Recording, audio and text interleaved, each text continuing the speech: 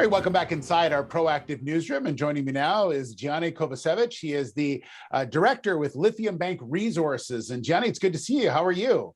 Doing very well, Steve, and looking forward to this very concise, punchy introduction to LithiumBank, and more importantly, the macro on lithium, what's actually going on. A lot of headlines where Elon Musk is telling people to get into the lithium business. Why? Well, we're going to talk about that. So tell me a bit about LithiumBank itself. Well, LithiumBank was something that we've been created over 4 years ago, and it's a new IPO, but we've been working very diligently moving our projects forward. We have over 3 million acres of petrobrine lithium leases between Alberta and Saskatchewan. Multiple projects, but we're focusing right now on moving forward our Sturgeon Lake project, which is our flagship. Has a maiden resource created last year from Apex Geoscience, and now Hatch Engineering is working on a preliminary economic assessment, which is going to be put out to the market in the next few months, call it summer of 2022. And we believe that that's going to establish our Sturgeon Lake project as one of the largest development projects for lithium anywhere in the world, in the province of Alberta. And that's a story that people are going to want to follow. Yeah, so maybe you can talk a bit about the work leading up to that, and are you continuing to work on it in 2022 as well? We are indeed. So the way it works in Alberta, it's a concession with the government, and if you spend X dollars over a period of 2 years, you keep that acreage in good standing. So we are spending those resources. Our last financing, Steve, took place September of last year at $1.50 a share.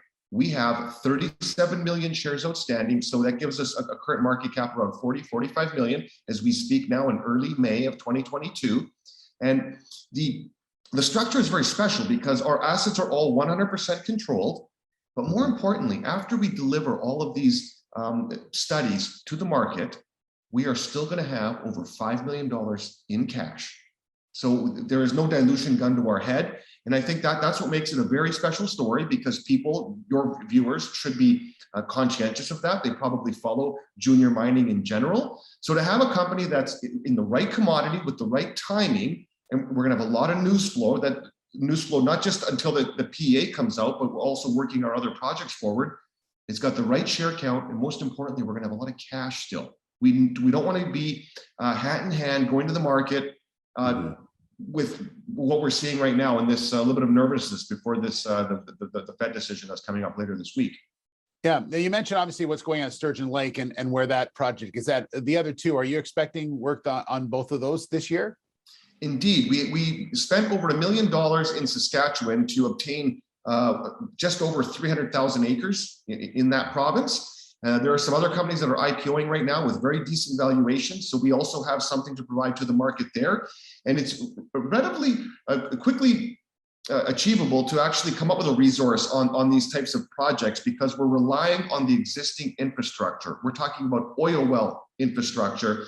And so the sampling of the water that takes place pretty quickly and also very cost effectively. So we're looking to also provide an initial resource for our Saskatchewan portfolio, and also for our other Alberta portfolio, which is in the Fox Creek area.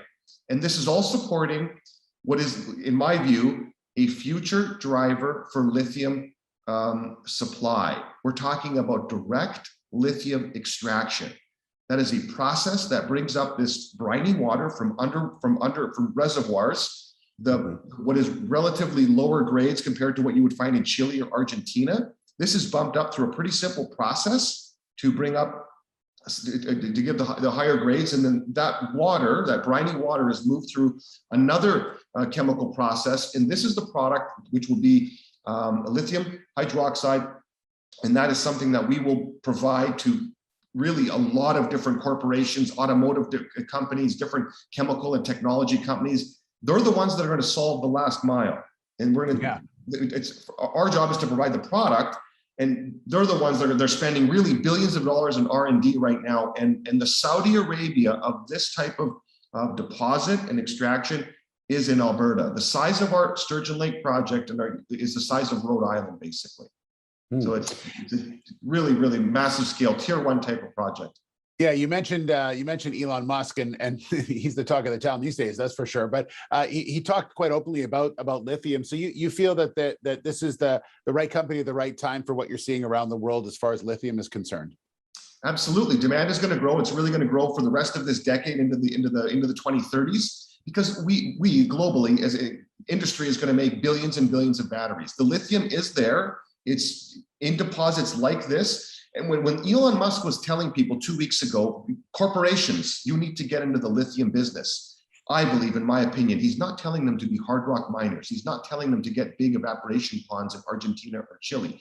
What he's saying is take these lithium resources in places like Alberta that have this direct lithium extraction potential and solve the last mile, the last 100 meters, the last 50 meters, because this is what he's talking about. Get into the business of the refining and the calibration of providing lithium products to corporations around the world so they can make these billions of batteries. It will be done. It's happening in real time. And it's like almost like a Manhattan type project. If they put enough resources, and with a market cap of $1 trillion, hundreds of people from their perspective are working on this, but globally there are tens of thousands of really smart corporations and people working this forward, and that is the huge potential. And you know, when I talk about speculation or junior mining, Steve, we did very well with copper. We did very well with helium. People would know my past project, LithiumBank, which is now Faraday Copper. The who's who is in the deal, running the deal, decent financing, and the maxim is this: successful investing is having everybody agree with you later. That's where opportunity is. This is a speculation, the right commodity, the right theme, and it's the right type of, I believe, what we're pursuing and pushing forward to the market is going to be something that's going to be very dear, and share count matters. 37 million shares outstanding. After we present everything that we talked about to the market, we're going to have over $5 million in cash still in the bank. All right, Gianni, we'll leave it there. Thanks very much for the update. Appreciate it. Great to see you. Thank you, Steve. All right, there's Gianni Kovacevic. He's the director with LithiumBank Resources.